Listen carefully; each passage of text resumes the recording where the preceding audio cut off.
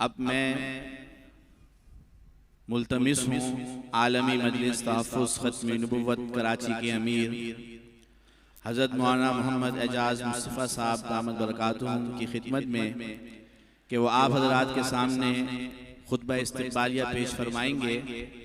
اس کے ساتھ ہی خطبہ استقبالیہ کی چند کاپیاں جو یہاں اسٹیج پر ہیں، جن ساتھیوں کی ذمہ لگائی گئی ہیں، وہ احباب میں تقسیم کریں، اور بقیہ کاپیاں جو مجمع میں پنڈال میں ہمارے جناب بھائی محمد انور رانا صاحب کے پاس ہیں، ان سے بھی درخواست ہے کہ اس کو مجمع میں تقسیم فرمائیں۔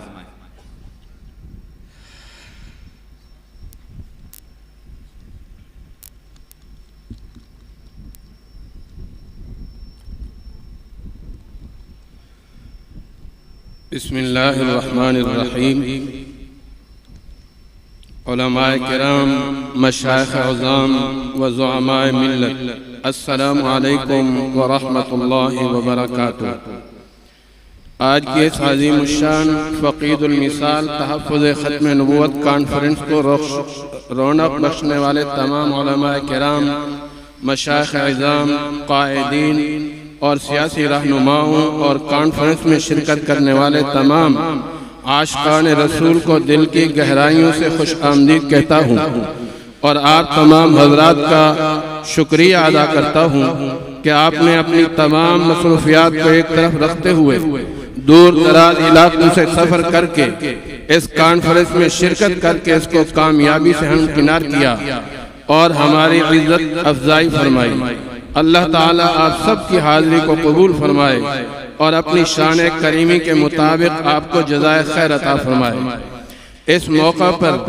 رواں رواں بارگاہ خداوندی میں سر بسجود ہے کہ اللہ تعالیٰ کی توفیق سے انسانوں کا ٹھاٹھے مارتا یہ سمندر سرکار دو عالم خاتم الانبیاء سیدنا و مولانا حضرت محمد مصطفیٰ احمد مجتبیٰ صلی اللہ علیہ وسلم سے محبت و عقیدت کے اظہار کے لیے یہاں جمع ہے۔ ہمارا دل تشکر کے جذبات سے لبریز ہے کہ عاشقان رسول کا یہ عظیم اجتماع حضور اکرم صلی اللہ علیہ وسلم کی ختم نبوت کے تحفظ کے لیے، تجدید عہد و وفا کے لیے یہاں حاضر ہے۔ ہماری جبین نیاز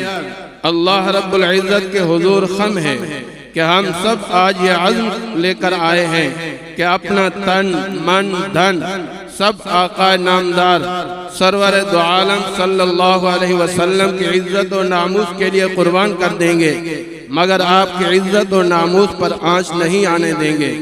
معزز مہمانان گرامی، آج یہاں جمع ہونے والے فدایان ختم نبوت میں ہر نسل، ہر قوم، ہر مسلک، ہر جماعت، ہر زبان بولنے والے لوگ شامل ہیں، اور اپنی مسلکی،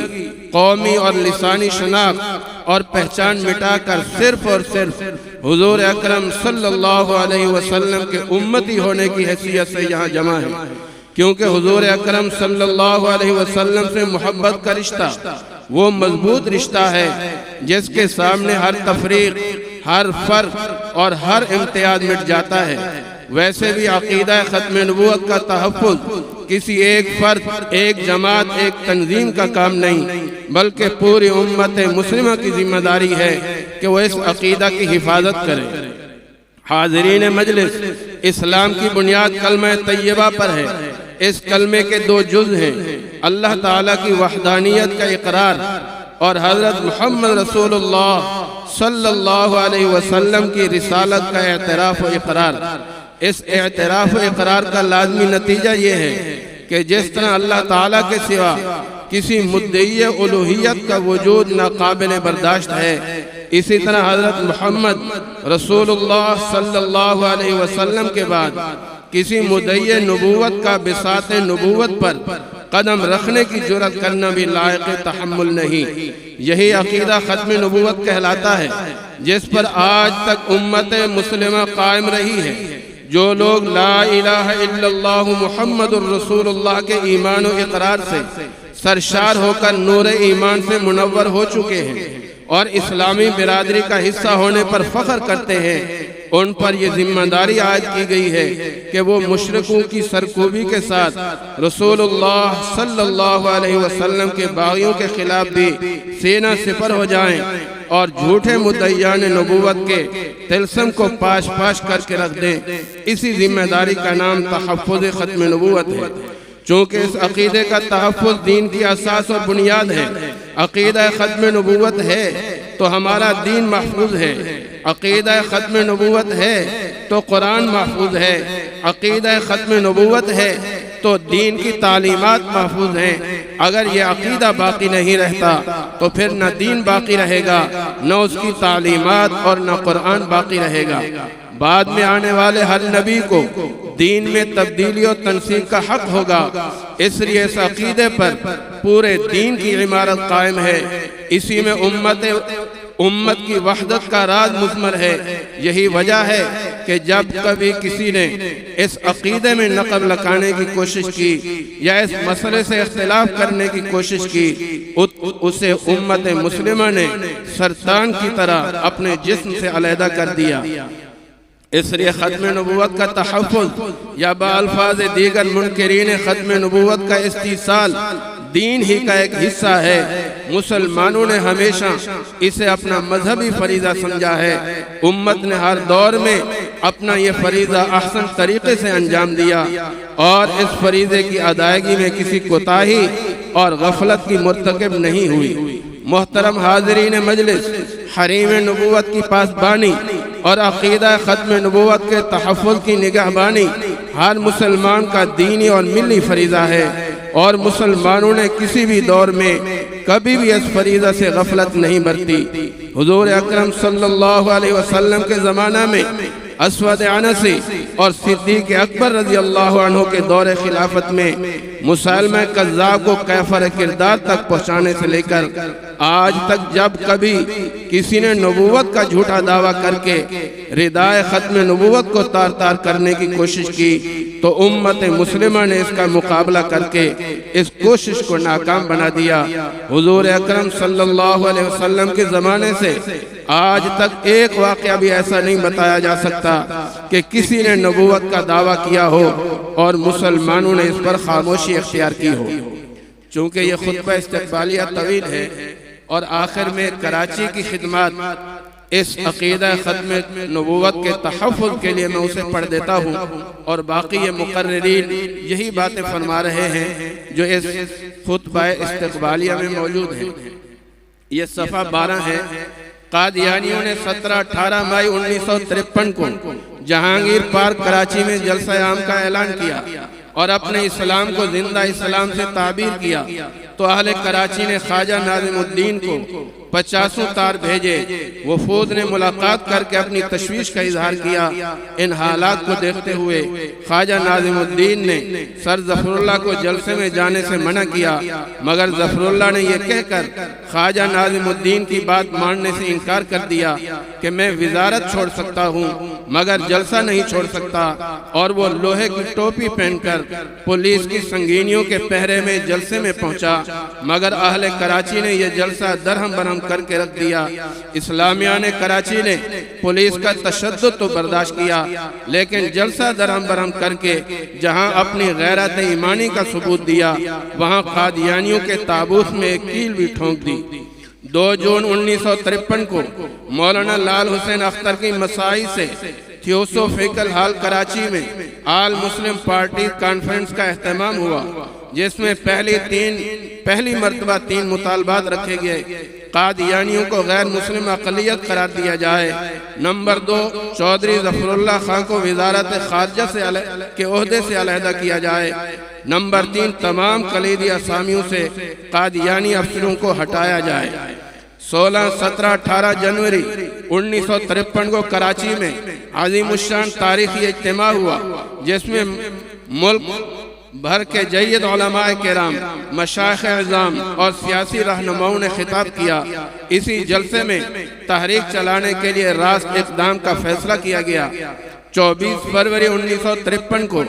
آرام باغ کراچی میں عظیم الشان جلسے کا اہتمام کیا اور اہل کراچی نے ہاتھ بلند کر کے پوری مجلس عمل کے رہنماؤں کے ساتھ یکجہتی کا مظاہرہ کیا۔ غرضی کے 1953 کی تحریک میں اسلامیہ نے کراچی نے بھرپور کردار ادا کیا، بلکہ یہ کہا جائے کہ اس تحریک کی بنیاد کراچی میں رکھی گئی تو بے جا نہ ہوگا۔ 1974 کی تحریک میں بھی اسلامیہ نے کراچی کا بھرپور کردار فراموش نہیں کیا جا سکتا کہ یہ تحریک تو محدث العصر علامہ حضرت سید محمد یوسف بن نوری نور اللہ مرقدہ قیادت میں چلی تھی، اور حضرت بن نوری کا تعلق کراچی سے تھا۔ اسی طرح علامہ شاہ احمد نورانی اور پروفیسر غفور احمد کا تعلق بھی کراچی سے تھا، جنہوں نے حضرت مولانا مفتی محمود رحمہ اللہ کی قیادت میں قومی اسمبلی میں کلیدی کردار ادا کیا۔ گویا کہ تحریک کی پورے ملک میں قیادت کراچی نے کی۔ حضرت علامہ سید محمد یوسف بن نوری کے بعد امام اہل سنت حضرت مفتی احمد الرحمن،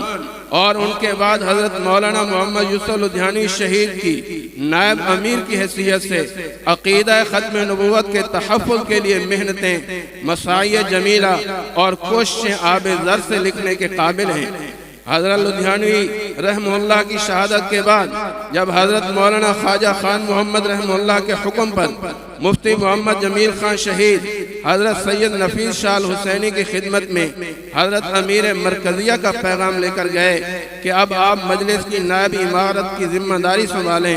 تو حضرت شاہ صاحب نے فرمایا کہ مفتی احمد الرحمن اور حضرت لدھیانوی نے اپنی مساعی سے اس منصب کو اتنا اونچا کر دیا ہے کہ میں اس ذمہ داری کو کیوں کر سنبھال پاؤں گا۔ خاص طور پر حضرت مولانا محمد یوسف لدھیانوی شہید رحمہ اللہ نے اپنا قلم اس فتنے کی سرکوبی کے لیے وقف کر دیا تھا۔ اللہ تعالیٰ نے تردید باطل اور احقاق حق میں حضرت لدھیانوی شہید کو درجہ امامت پر فائز فرمایا تھا۔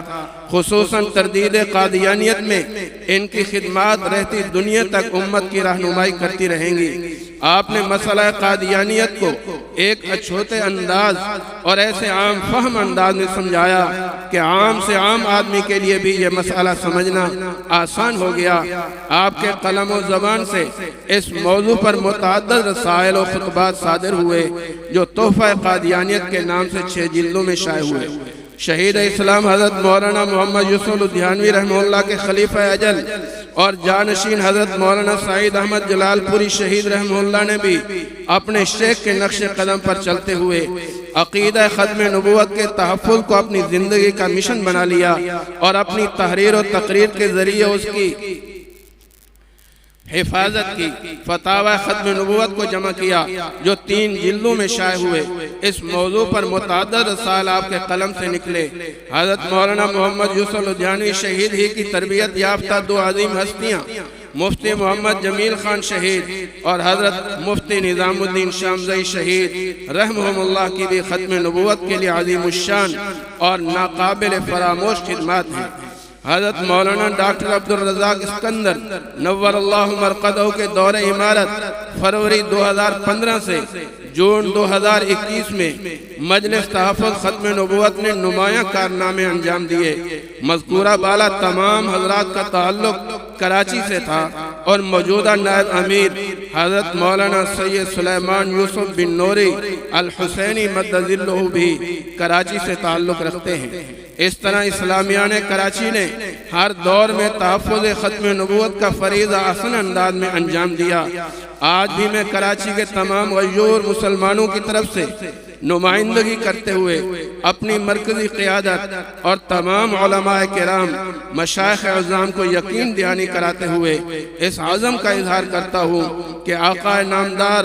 سرور دو عالم حضرت صلی اللہ علیہ وسلم کی عزت و ناموس اور تحفظ ختم نبوت کے لیے جب بھی ضرورت پڑی تو کراچی کے ان عاشقان رسول کو آپ ہمیشہ ہر اول دستے کے طور پر سامنے پائیں گے، اور اس مقدس مشن سے ہم ایک قدم بھی پیچھے نہیں ہٹیں گے۔ اس اجتماع سے فائدہ اٹھاتے ہوئے ہم علماء کرام اور مشائخ عظام اور دیگر رہنمایان قوم کی خدمت میں دست بستہ عرض کرنا چاہتے ہیں کہ 1974 اور 1984 کی تحریک کے بعد شاید ہم مطمئن ہو کر بیٹھ گئے ہیں کہ مسئلہ حل ہو گیا اور اب اس کے لیے مزید محنت کی ضرورت نہیں، لیکن حالات اس کے برعکس ہیں۔ 1953 کی تحریک کے وقت کے لوگ تو اس وقت شاید چند افراد ہی حیات ہوں، اور 1974 1984 کی تحریک کو بھی بہت عرصہ بیت چکا۔ آج کا نوجوان نہ ان تحریکات سے واقف ہے اور نہ ہی ہم آج وہ ماحول برقرار رکھ سکے ہیں جو ان تحریکات کے وقت تھا۔ اس لیے آج کا نوجوان اور آئندہ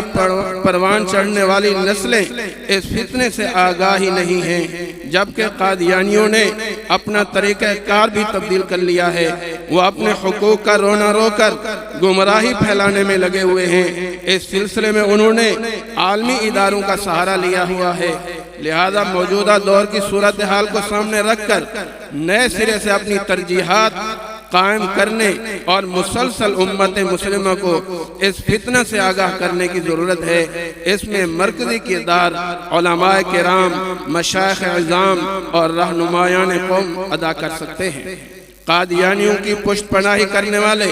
تمام بین الاقوامی حلقوں، اقوام متحدہ، یورپی یونین، ایمنسٹی انٹرنیشنل اور امریکہ بہادر سے بھی کہنا چاہتے ہیں کہ جب پاکستان کی پارلیمنٹ نے قادیانیوں کو غیر مسلم اقلیت قرار دے دیا، ایک بار نہیں 4 بار، ایک مرتبہ 1974 میں،